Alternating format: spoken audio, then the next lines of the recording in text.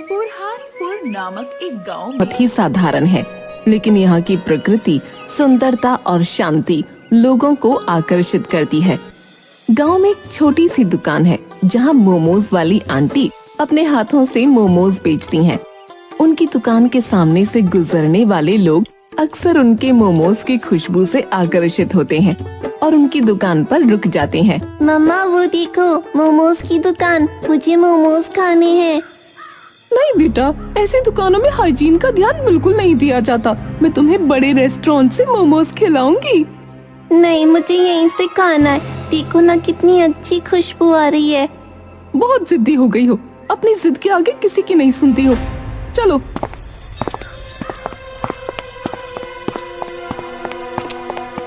सुनिए, एक प्लेट मोमोज लगा दीजिए। हाँ हाँ मैडम, आइए ना, आप टेबल पर बैठ जाइए।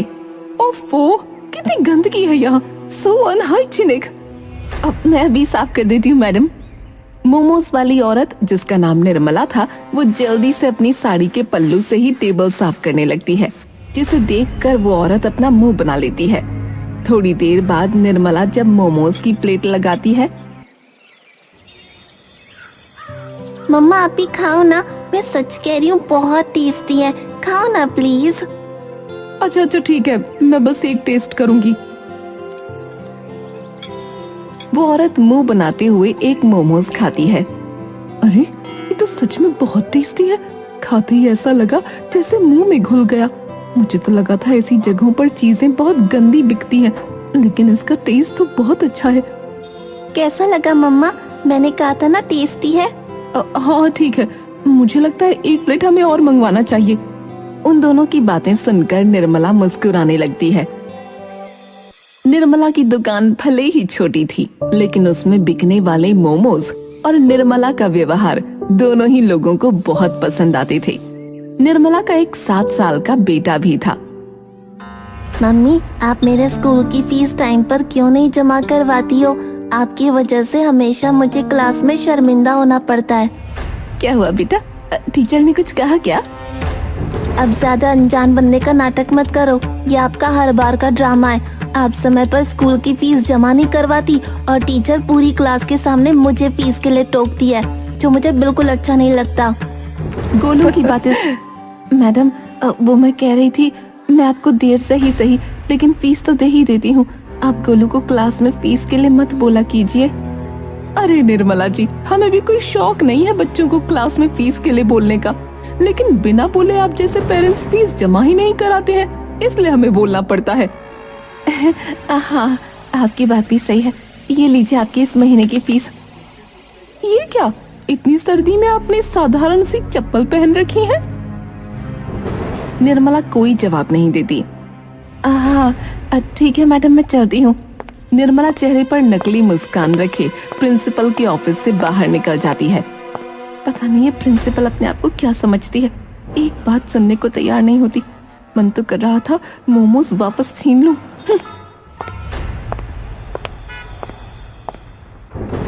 निर्मला जब वापस आती है तो देखती है कि उसकी दुकान के बाहर कुछ लोग खड़े हैं। कौन है आप लोग और यहाँ क्या करने आए हैं? मैडम जी, हमारा नाम चेतन पहलवान है। थारे पति ने मेरे से 3 लाख रुपए उधार लिए थे। अब थारा पति तो रहा नहीं, तो हमारे पैसे तन्ने देने पड़ेंगे। लेकिन पहलवान जी, मेरे पति ने तो मुझे ऐसा कुछ भी नहीं बताया था। आखिर उन्होंने 3 लाख रुपए का क्या किया होगा? उन्हें तो मरे हुए भी काफी वक्त हो गया। देख मैडम, मैंने फालतू की बकवास नहीं सुनी। हमारे पास थारे पति का सिग्नेचर किया हुआ एग्रीमेंट है, ये देख। अब तने इसके आगे कुछ बोलना है? लेकिन इसमें तो लिखा है अगर पैसे समय पर वापस नहीं दिए तो हमारा घर आपके नाम हो जाएगा। लेकिन पहलवान जी, अगर आप ये घर ले लेंगे तो हम रहेंगे कहाँ? इस घर और दुकान के अलावा मेरे पास कुछ नहीं है। वो तो कर्ज लेने से पहले सोचना चाहिए था ना। चलो भाई चलो, सामान बाहर फेंकना शुरू करो। रुक जाइए, आप किसी भी सामान को हाथ नहीं लगा सकते। मैं आपके सारे पैसे लौटा दूंगी। मैं अभी आती हूँ। निर्मला भागकर घर के अंदर जाती है और अपना बहुत पुराना संदूक खोलती है, जिसमें एक मोतियों का हार रखा था। हार को हाथ में लेते ही निर्मला की आंखों से आंसू छलक जाते हैं। उसे याद आता है कि शादी की पहली सालगिरह पर उसके पति ने उसे ये तोहफा दिया था। जी आपको पता है, मेरी सहेली है ना पायल, उसके पति ने पहली सालगिरह पर उसे मोतियों का हार गिफ्ट किया था। कितनी खुशकिस्मत है ना वो। अरे तुम चिंता क्यों करती हो? एक दिन हम भी बहुत बड़े आदमी बनेंगे, फिर मैं तुम्हें एक क्या पूरे 10 मोतियों का हार ला कर दूंगा। हम जिंदगी में कभी अमीर नहीं हो पाएंगे। आखिर एक छोटी सी मोमोज की दुकान से हमारा क्या होगा? शायद मेरी किस्मत में मोतियों का हार है ही नहीं। निर्मला उदास होकर सो जाती है। कुछ दिनों बाद उसकी शादी की सालगिरह थी।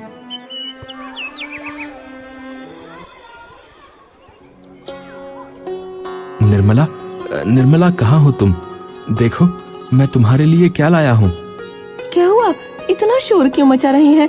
दुकान में बहुत सारे कस्टमर बैठे हैं, मुझे उन्हें मोमोज सर्व करना है। हम इतने अमीर नहीं कि हमारी दुकान में 10 नौकर काम कर रहे हो। सारा काम मुझे अकेले करना पड़ता है। अरे तुम अपनी आंखें तो बंद करो, मैं तुम्हारे लिए एक तोहफा लेकर आया हूँ जिसे देखकर तुम बहुत खुश हो जाओगी। हाँ, मोतियों के हार के अलावा और कोई चीज मुझे खुश नहीं कर सकती, और मुझे पता है मोतियों का हार खरीदने की हमारी औकात नहीं है। अरे तुम आंखें बंद तो करो। हाँ, अब ये लो तुम्हारा तोहफा। अरे ये तो मोतियों का हार है, लेकिन आपने ये कहाँ से खरीदा? ये असली तो है ना? अरे हाँ, ये पूरा असली है। आपका बहुत बहुत शुक्रिया। आप सोच भी नहीं सकते कि मैं कितनी खुश हूँ। आपने मेरा सपना पूरा कर दिया। आप सच में बहुत अच्छे हैं। मैं इसको जिंदगी भर संभाल कर रखूंगी। तो आपने मेरे लिए मोतियों का हार ऐसे खरीदा था? अब समझ आया, गलती मेरी ही है। मैंने ही आपको मजबूर कर दिया था। आपके जाने के बाद जब अकेले सब कुछ संभालना पड़ रहा है, तब आपकी कमी मुझे बहुत खल रही है। लीजिए पहलवान जी, इस हार की कीमत लगभग 3 लाख होगी। इसे लेकर आप हमारा घर छोड़ दीजिए। अरे असली तो है ना? है तो असली। रे चलो सारे वापस चलो, अपने को जो चाहिए था मिल लिया। पहलवान अपने लोगों को लेकर वहाँ से चला जाता है। तब जाकर निर्मला की सांस में सांस आती है। ओह, ये जीवन इतना भी आसान नहीं है। अभी तो न जाने कितनी मुश्किलों का सामना करना बाकी है।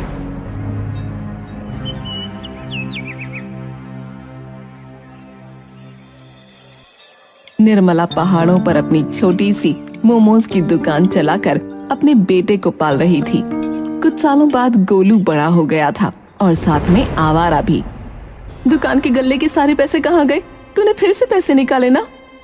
हाँ तो क्या हो गया, मुझे जरूरत थी पैसों की, आपसे मांगता तो आप देती नहीं, इसलिए मैंने खुद निकाल लिए। गोलू तू बहुत बदमाश हो गया है। अब मैं बूढ़ी हो रही हूँ, अब तुझे दुकान संभालनी चाहिए, और तू है कि दिन भर दोस्तों के साथ आवारागर्दी करता रहता है। अरे तेरी उम्र में बच्चे माँ बाप की ढाल बनते हैं। तो उन बच्चों के लिए उनके माँ बाप ने बहुत कुछ किया होता है, इसलिए वो ढाल बनते हैं। आपने मेरे लिए किया ही क्या है? मुझे तो अपने दोस्तों को ये बताने में भी शर्म आती है कि आप मेरी माँ हो, समझी? उन्हें कैसा लगेगा जब उन्हें पता चलेगा कि मैं एक मोमोज बेचने वाली का बेटा हूँ, हैं? तू सही कह रहा है। मैं तुझे पढ़ाने लिखाने और काम में इतना व्यस्त हो गई कि तुझे अच्छी परवरिश ही देना भूल गई। गोलू की बातों से निर्मला के दिल पर गहरी चोट लगती है। वो गोलू को कई बार समझाने की कोशिश करती है, लेकिन उसने अपनी माँ की कभी नहीं सुनी, और अब तो उसने नशे की लत भी पकड़ ली थी।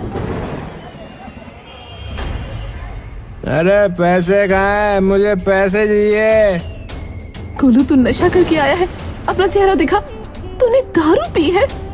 हाँ तो क्या हो गया, इसमें इतनी भी कोई बड़ी बात थोड़ी हो गई। दारू ही तो पी है, किसी का खून थोड़ी ना किया है। मेरा समय बर्बाद मत करो, मुझे पैसे चाहिए, बता रहा हूँ। लेकिन तू सुबह ही तो 3,000 रुपए गले से चुरा कर ले गया था। तूने वो सारे पैसों का क्या किया? वो पैसे तो मैं जुए में हार गया। क्या इसका मतलब तूने जुआ खेलना भी शुरू कर दिया? हाँ मैंने सब शुरू कर दिया। आपको क्या परेशानी है, हैं? आप क्या चाहती हैं? आपकी तरह मैं भी अपनी जिंदगी मोमोज बेच के गुजार दूं, हैं?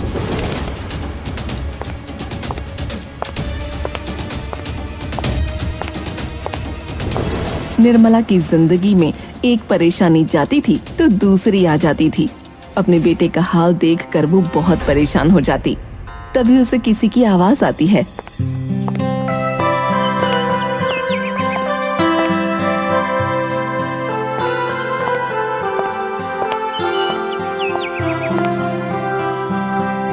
अम्मा, जरा एक प्लेट मोमो लगा देना। अभी लगाती हूँ बेटी, ये लो तुम्हारे मोमोज।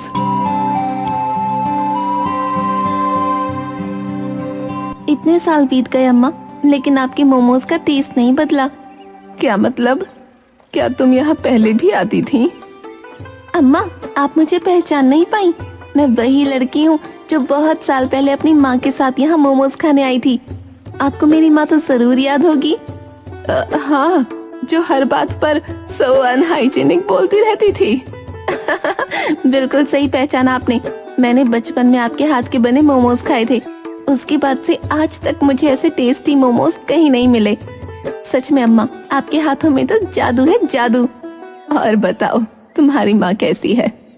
वो तो अब इस दुनिया में नहीं रही अम्मा। ब्रेस्ट कैंसर की वजह से उनकी डेथ हो गई। ओहो, ये तो बहुत बुरा हुआ। माफ करना मैंने तुमसे ये सवाल पूछा। वैसे तुम्हारा नाम क्या है? अजीब बात है, हम दोनों एक दूसरे के बारे में इतना जानते हैं, लेकिन मुझे तुम्हारा नाम ही नहीं पता।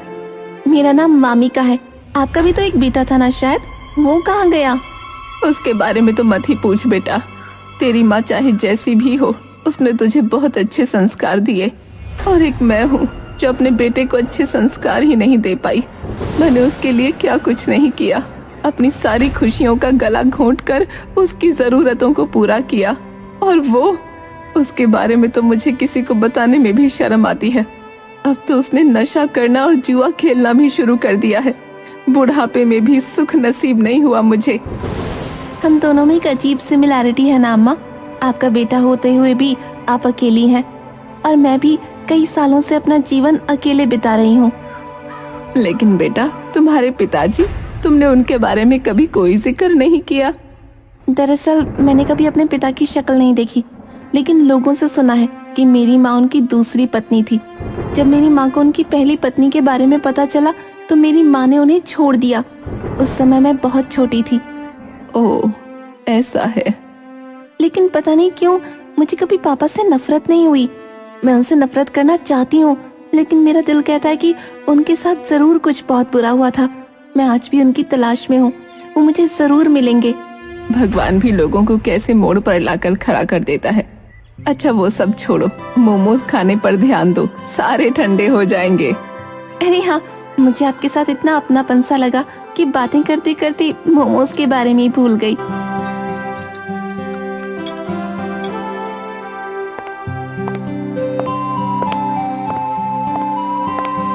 बाय बाय अम्मा, मैं यहाँ जल्दी दोबारा आऊंगी।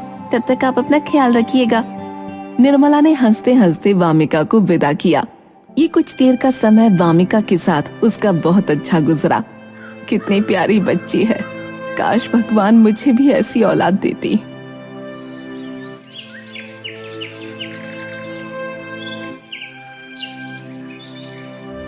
अब तो गोलू की नशे की लत बहुत ज्यादा बढ़ गई थी।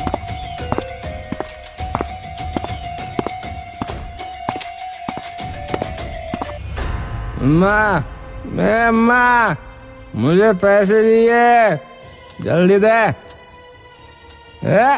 जल्दी दे। बहुत हो गया तेरा, अब मैं तुझे 1 रुपया नहीं देने वाली। मेरी इतनी मेहनत की कमाई तो अय्याशी में उड़ा देता है। अरे देने पड़ेंगे मुझे पैसे, समझी? नहीं तो क्या मारेगा मुझे, हाथ उठाएगा मुझ पर? बोल, अब यही सब देखना रह गया है। माँ पैसे दे दे मुझे, वरना सच में बहुत बुरा हो जाएगा। नहीं दूंगी। गोलू गुस्से में अपनी माँ को धक्का दे देता है। निर्मला का कमजोर शरीर बहुत दूर जाकर गिरता है। उसके सर पर चोट लगती है और सर से लगातार खून बहने लगता है। लेकिन गोलू को इन सब से कोई फिक्र नहीं थी। जमीन पर पड़ी माँ के हाथ से पैसे लेकर गोलू निकल जाता है। तभी वहाँ पर वामिका आती है। अम्मा, अम्मा आप कहाँ हैं? मैं आपको आज एक खुशखबरी सुनाने आई हूँ।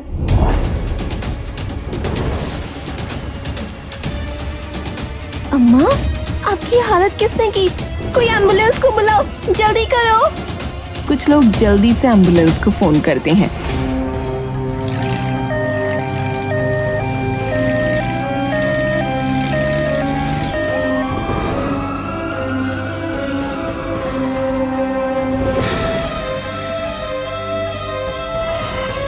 निर्मला की जब आंख खुलती है तो वो अपने आप को अस्पताल के वार्ड में पाती है। अम्मा, आपको होश आ गया? आप ठीक तो है ना? आपके साथ ये सब किसने किया अम्मा? आप मुझे एक बार उसका नाम बताइए, मैं उसे छोड़ूंगी नहीं। गोलू, मेरा बेटा। पैसों के लिए उसने मुझे धक्का दे दिया था। हमें उसे ऐसे नहीं छोड़ना चाहिए, वो बहुत खतरनाक हो चुका है। मैं अभी पुलिस को फोन करती हूँ।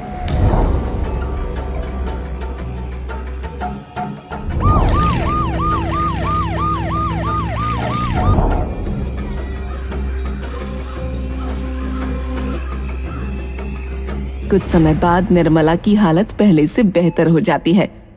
अम्मा चलिए, आज हम घर चलेंगे। तू बहुत प्यारी बच्ची है। मुझे नहीं पता तेरा मेरा क्या रिश्ता है, पर मुझे ऐसा लगता है हमारे बीच कुछ बहुत गहरा रिश्ता है। डॉक्टर ने आपको इमोशनल होने से मना किया है और ज्यादा टेंशन लेने की जरूरत नहीं है। गोलू को मैंने बाल सुधार केंद्र में भिजवा दिया है। देखिएगा, वो वहाँ से बिल्कुल ठीक होकर आएगा। तब तक आपका ख्याल मैं रखूंगी। और हाँ, एक और बात तो मैं आपको बताना भूल ही गई, लेकिन वो मैं घर चलकर बताऊंगी।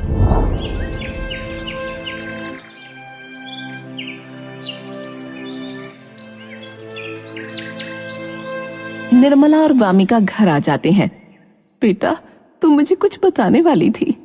हाँ, वो मैं ये कह रही थी कि मेरे पिताजी का पता चल गया है, लेकिन अभी मैं उनसे मिली नहीं हूँ। यहाँ से जाने के बाद मैं सबसे पहले उनसे मिलने वाली हूँ। तो तुझे जाना चाहिए। मेरी वजह से तूने अपना इतना जरूरी काम नहीं किया। आप भी बहुत जरूरी है अम्मा। मैं कल सुबह अपने पापा से मिलने जाऊंगी।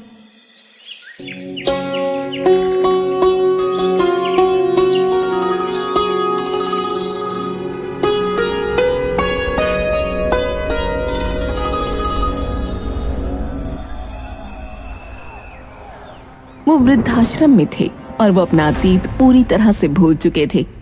पापा? हाँ, कौन हो तुम? और तुमने मुझे पापा क्यों कहा? मैं आपकी बेटी हूँ पापा। आप मुझे भूल चुके हैं। बहुत मुश्किल से आपका पता लगाया है मैंने। हाँ, ये सच है कि मैं अपना अतीत भूल चुका हूँ, पर तुमसे मिलके बहुत अच्छा लगा बेटा। अगर मैं आपको अपने साथ कहीं चलने को कहूँ तो आप चलेंगे? वामिका का पिता राजी हो जाता है। वामिका अपने पिता को उन्हें पहाड़ों के बीच निर्मला के घर ले जाती है। वही पहाड़, वही रास्ता, वही सुंदरता, उन्हें कुछ कुछ याद आ रहा था। क्या हुआ पापा, आप ठीक तो है ना?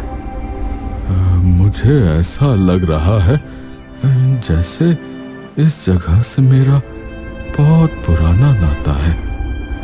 आप इस जगह को जानते हैं? इसका मतलब मैं आपको सही जगह लाई हूँ। वामिका अपने पिता को लेकर जैसे ही निर्मला के घर पहुँचती है। अम्मा देखो मेरे साथ कौन आया है। निर्मला जैसे ही वामिका के पिता को देखती है, उसकी आंखें फटी की फटी रह जाती हैं। वामिका के पिता भी निर्मला को देखकर हैरान हो जाते हैं। तुम जिंदा हो? इतने सालों से कहाँ थे? तुम्हारे होते हुए भी मैं एक विधवा की जिंदगी जी रही थी। अम्मा आप क्या कह रही हैं? लगता है आपको कुछ गलतफहमी हो रही है। निर्मला, मुझे सब याद आ गया। तुम्हारी शक्ल देखते ही मैं तुम्हें पहचान गया। मेरी याददाश्त लौट आई। आपकी याददाश्त लौट आई? इसका मतलब जो मैं समझ रही हूँ वही सच है। आपकी वो पहली पत्नी जिसकी वजह से मेरी माँ ने आपको छोड़ दिया था, वो ये है? हाँ, निर्मला ही मेरी पहली पत्नी है। आज तक लगता था मेरे पिता गलत नहीं है, लेकिन आप तो सच में एक बहुत घटिया इंसान है। जब आपका अच्छा खासा परिवार था तो आपने मेरी माँ की जिंदगी क्यों बर्बाद की? मैंने ये सब जानबूझकर नहीं किया बेटी।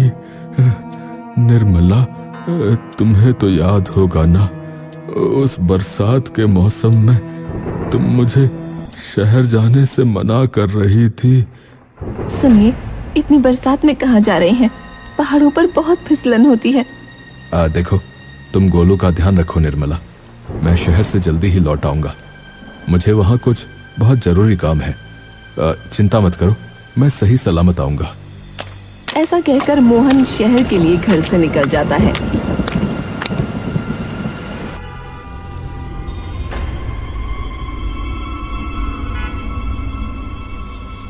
वो जैसे ही शहर पहुंचता है, उसकी नजर एक लड़की पड़ जाती है जो नदी में कूदकर अपनी जान दे रही थी। तुम क्या कर रही हो? पागल हो गई हो? यहाँ आओ। मुझे मर जाने दो, मैं जीना नहीं चाहती। मोहन ने उस लड़की को अपनी सूझबूझ से बचा लिया। तुमने मुझे मरने क्यों नहीं दिया? मैं इस दुनिया में जीना नहीं चाहती। लेकिन तुम मरना क्यों चाहती हो? मैं जिससे प्यार करती थी उसके लिए सब कुछ छोड़कर भाग गई, और वो यहाँ आया ही नहीं, और ना ही वो मेरा फोन उठा रहा है। अब तुम ही बताओ, क्या करूँ मैं? तो तुम्हें लगता है कि मरने से सारी समस्या खत्म हो जाएगी? हाँ, अगर मैं जिंदा रही तो मेरे माँ बाप मुझे मार डालेंगे, और फिर मुझ भागी हुई लड़की से शादी भी कौन करेगा? तुम करोगे? बताओ, क्या तुम करोगे मुझसे शादी? मोहन को उस समय उस लड़की की जान किसी भी हालत में बचानी थी, इसलिए उसने शादी के लिए हाँ कर दी। मोहन उस लड़की को सब कुछ बता देना चाहता था, लेकिन उसकी हालत देखकर वो उसे कुछ बता ही नहीं पाया।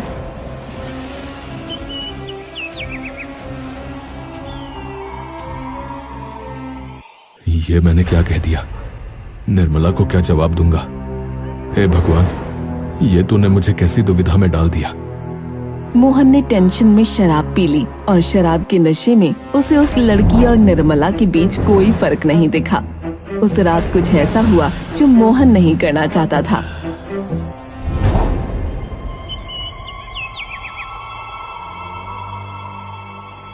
मोहन ना निर्मला को कुछ बता पा रहा था और ना ही अपनी दूसरी पत्नी को।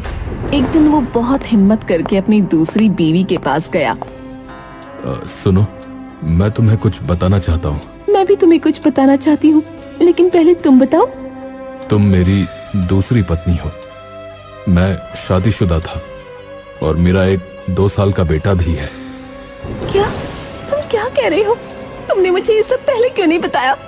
मैं किसी की दूसरी पत्नी बनकर नहीं रह सकती। मुझे डर था कि कहीं तुम फिर से आत्महत्या करने की कोशिश ना करो। तो फिर मेरी बात भी सुन लो।